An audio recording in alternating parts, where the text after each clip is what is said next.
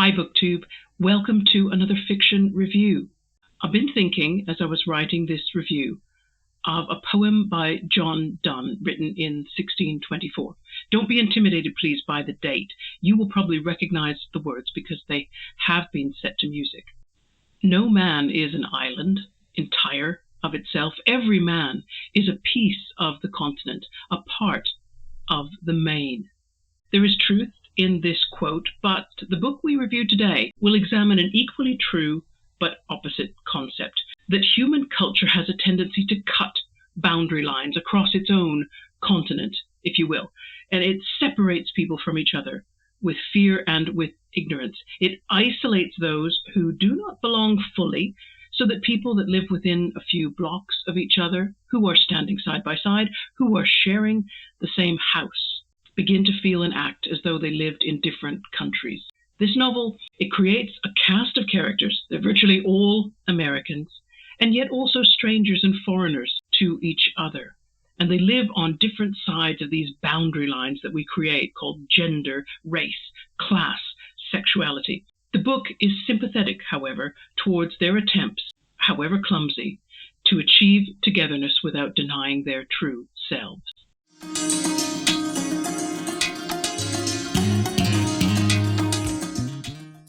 Today we are reviewing Another Country by James Baldwin, first published in 1962. I read the Kindle Penguin Classics edition. Can I pitch this novel? How many different countries do you live in? Do I live in? Every individual is like a foreign country to someone who does not know them. We often think that we understand each other on the basis of what we understand about ourselves, and yet we don't always understand ourselves as well as we think we do. Baldwin's novel, he creates a group of friends and lovers and expects some characters to be both of those things to certain other characters. And he gives you X-ray vision into their perceptions. So you see exactly how much misunderstanding and miscommunication goes on. And yet he also shows you that by not giving up talking and by not giving up on listening, that's the only way to make the best of this imperfect reality. Details, we've got to do the details. As I said, I read the Kindle version. It was 426 pages long. I bought it on the 22nd of May last year, and I paid £2.99. That's about $3.79 US. It might have been chosen because I was studying. I was doing my final university assignment, and I was looking at James Graham's play, Best of Enemies. James Baldwin is one of the cast of characters. And by the way, when I saw that play live in London, the part of Baldwin was played brilliantly by Syrus Lowe. So I'm going to link in my description box to a little YouTube video where you could see him delivering his lines, which are Baldwin's lines, with Baldwin as a backdrop. And he's syncing exactly and getting the tone of voice. Yeah, you just got to see it. Now, it wasn't my first James Baldwin. I'd read Giovanni's Room either in 2021, 22. But before that, I'd heard absolutely nothing about James Baldwin, did not know who he was. And it felt, in retrospect, because I had to ask myself, why have I never heard of him? It felt like I'd never heard his name mentioned in the media, or I felt that I never saw his books visible out in prominent places in bookstores, the way I saw other American literary names like Vidal, Hemingway, Updike, Vonnegut, Mailer, Capote, Kerouac, Faulkner, all those. And if my recollection is true, then everything that I've heard Baldwin say or write about the determination of white society to undermine black success, well, you forgive me, but it just seemed to be proving the point. This is going to be another one of those inadequate author biographies. I tried to write something in full. I deleted what I wrote. In Baldwin's case, I feel that only the author's own words are going to be the right one. So I'm just going to give you the bare minimum. James Baldwin was born in Harlem, New York in 1924. His mother, Emma, never revealed to him who his biological father was. She raised him alone until she married his stepfather, David Baldwin, in 1927. And James would become the elder half-brother to 8 siblings. This is what Baldwin told the Paris Review about the moment, age 19, when he knew he would become a writer. Until my father died, I thought I could do something else. I had wanted to be a musician, thought of being a painter, thought of being an actor. This was all before I was 19.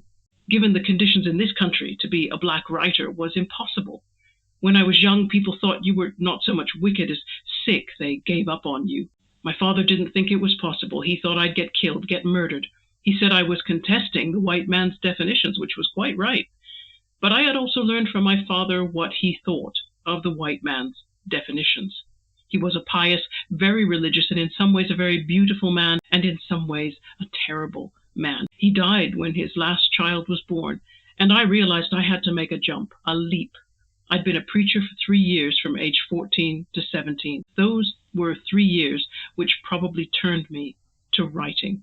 Baldwin left New York for Paris a few years later. When asked why Paris, he said it wasn't so much a matter of choosing France, it was a matter of getting out of America. He lived in Paris for 9 years until 1957, during which time he had several pieces of writing published in literary journals and magazines, and his first 2 novels, Go Tell It on the Mountain and Giovanni's Room, were published. Baldwin returned to the United States in 1962, though not much had changed about the way white America saw or treated its black citizens. He returned to France again in 1970 and settled in the Provençal village of Saint-Paul-de-Vence, where he lived until his death in 1987.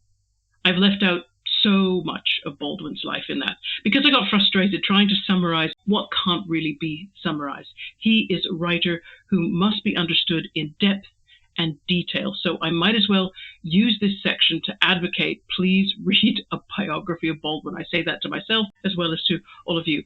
I have seen several books which deal with all or part of Baldwin's story. I'm going to highlight 2, not because I think they are the best, but because I'm going to probably try and read them first. And those books are Baldwin's Harlem by Herb Boyd and Talking at the Gates, A Life of James Baldwin by James Campbell. It is also possible to read the declassified FBI files for James Baldwin. Baldwin had the largest FBI file of any American writer at about 1,800 pages. I will leave a link to that website in my description box. Settings for Baldwin are important. He tended to set his novels in locations he knew really well, in this case, New York. By choosing New York and using mainly American characters, the novel becomes a comment specifically on American cultural divisions. New York is depicted as a dangerous city, dangerous because it separates people. This is a fear that one character, his name is Eric, expresses on the morning he's set to leave France and return to America. I'm reading now from page 224. He turned around, leaning on one elbow, watching Eve's sleeping face. He thought of getting up and turning off all the lights. He felt a little hungry, but nothing seemed important enough to take him out of bed, to take him away from Eve's. Even for a moment, he lay down again, closing his eyes and listening to Eve's breathing. He fell asleep, thinking life is very different in New York, and he woke up with this thought just as the sun was beginning to rise. Eve was awake and was watching him. Eric thought, maybe he'll hate New York, and then maybe he'll hate me too. Eve looked frightened and determined. They were silent. Eve suddenly pulled Eric into his arms as though he were angry or as though he was lost. New York is also portrayed as a city that looks good to the untrained eye, to the unknowing observer, but to the knowing one, hateful things are happening in the most beautiful places. I'm reading now from page 340. They were in the park. Ida leaned forward and lit a cigarette with trembling hands, then gestured out the window. I bet you think we're in a goddamn park. You don't know we're in one of the world's great jungles. You don't know that behind all them damn dainty trees and shit, people are screwing and fixing and dying, baby, right now, while we move through this darkness in this man's taxicab. And you don't know it, even when you're told you don't know it, even when you see it. Cass felt very far from Ida, very small and cold. How can I know it, Ida? How can you blame us if we don't know? We never had a chance to find out. I hardly knew that Central Park existed until I was a married woman.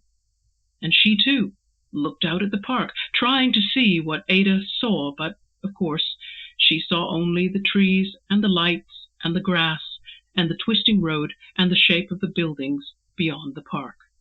This novel needs a big urban environment where the population is diverse, where there are neighborhoods where some people cannot afford to live, and there are neighborhoods where the least valued people have to live. And New York is the North, so supposedly freer than the South. And yet, when Rufus rides the subway a few stops too far, he starts to get stares from white passengers, stares that tell him that he's crossed a border into a country where he's not so welcome, even though it's still America and even though it's still New York. Regarding the narration, Baldwin chooses to write in the third person, and that's because he needs that omniscience. His prose is going to flow from the mind of one character to another. Sometimes that's just, you only get the space between two sentences, and sometimes he'll stay with one character for several pages. The reader will see through the eyes of men and women, black and white, wealthy and less so. Now, sexuality is decidedly hetero for the women in this book and less defined for the men. And I don't know what to make of that blind spot for female queerness. I don't feel qualified to discuss it. The novel is in 3 parts. It alternates between New York, a short bit in Paris, and then back to New York again. All characters have some kind of connection to each other, and what drives this novel is the way they each affect each other by their actions, by their words. As a reader, you are gifted with more knowledge about them than they have about each other. And so this opens your eyes to those specific ways that people hurt or help others, hurt or help themselves because of their ignorance, their fear, their guilt, or their past trauma. One thing I have noticed, though, about Baldwin's style is how often his paragraphs will begin with 1 or 2 very short sentences, like a warm-up stretch, and then suddenly he'll head off into very long sentences, which go clause after clause after clause, and they kind of stream past your eye. And just when you begin to feel like weary, like you're maybe out of breath trying to keep up with that, you'll suddenly get a short sentence in the midst of a paragraph, or a paragraph break you weren't expecting, and it'll give you a little respite, but not enough, because then he'll be back onto those very long sentences again. And the effect was to create a sort of restlessness. For me, personally, I never quite relaxed. I never quite felt it was safe to relax. And as a result, the 426 pages got read more quickly than I imagined I could do. It's as if the prose has its own propulsion system that kind of accelerates you beyond your natural reading ability. Does this novel fit a genre label? No. The best answer is no. I understand from online sources that Baldwin's books always incorporate some autobiographical elements, and this story is highly character-driven. Yet, there is an arc of tension that builds with the lies and the betrayals that put stress on those characters who are committed to friendships, relationships, and there is a climactic moment when secrets are unexpectedly revealed. The ending, however, is open. You do not know exactly how the future will work out for all these people, but you've probably laid your own odds on certain outcomes. What, if anything, stands out to me as an aspect of the novel or its author? What struck me is how merciless and merciful Baldwin is. He begins part 3 of the book quoting Shakespeare, this passage that says, "How with this rage shall beauty hold a plea, whose action is no stronger than a flower." There is so much rage in this novel, and yet somehow the beautiful is not destroyed. No one in this novel is without fault. They all hurt each other, and alongside their actions and thoughts, Baldwin will drip feed you their backstory, so that by the end of the book, you may not like many of the characters, but you understand where they're coming from. You have lived in the country they've lived in, so to speak. Everyone is as ugly and as beautiful as each other. Everyone owes everyone an apology. And I found myself wanting them to be able to forgive. And maybe Baldwin is hinting at this, that only complete humility, surrender, and forgiveness is going to come close, and that's on all sides, come close to taking away the boundaries, making us feel less separated. We don't have to ask the question, is there problematic content in another country? We really should just list it. There is considerable graphic sexual content. There's considerable domestic violence. There is considerable time spent with a character whose state of mind is suicidal. There are descriptions of racial abuse and many of those small acts of racism that are committed daily, done with body language or acting from presumptions based on ignorance, the kind of racism that's often only witnessed or recognized by the victims. Now, the context, the purpose, Baldwin he's merciful to his characters overall, but he's absolutely merciless when it comes to revealing the imperfections of people. In The Best of Enemies, I remember there was a line that James Graham has James Baldwin say, and it could well be a direct quote from Baldwin, and it goes like this: "They want to believe that they live inside a particular reality, and then the veil is lifted, and one is suddenly forced to witness not what we would prefer to be, but instead who we really are as a country, as people." Baldwin is the lifter of the veil. I think that's how he saw his mission as a writer. And finally, any suggestions for related or follow-up reading? I'm going to sound like a broken record because I'm just going to say, read a biography of James Baldwin. In addition to the titles that I've already mentioned, there's a third book that I'd really like to read about Baldwin's later years, and it's called James Baldwin, Escape from America, Exile in Provence, by Jules Farber and Jack Lang, and that was published in 2016. That's going to go on my TBR. I'd like to read it really soon, but I don't think I'm going to find it in my local library. Maybe if I go further afield, but I get the feeling I'm going to have to hang in there and wait until the end of my Read What You Own challenge. And that's it, everybody. That is another review done. Now, by the time you watch this, I will probably have left home for a short break, but it's a break that involves lots of time for reading, thankfully. Reading more ebooks, which is what I wanted to do, and of course ebooks are designed for holidays because they don't weigh down your luggage. Now, you don't need to worry about continuity of content because I've pre-recorded and pre-scheduled lots of material, so stuff is going to air on Sundays and Thursdays exactly the way it always does. Best wishes for everybody's reading plans in June, and I'll see you again in a few days, okay? Take care. Bye-bye.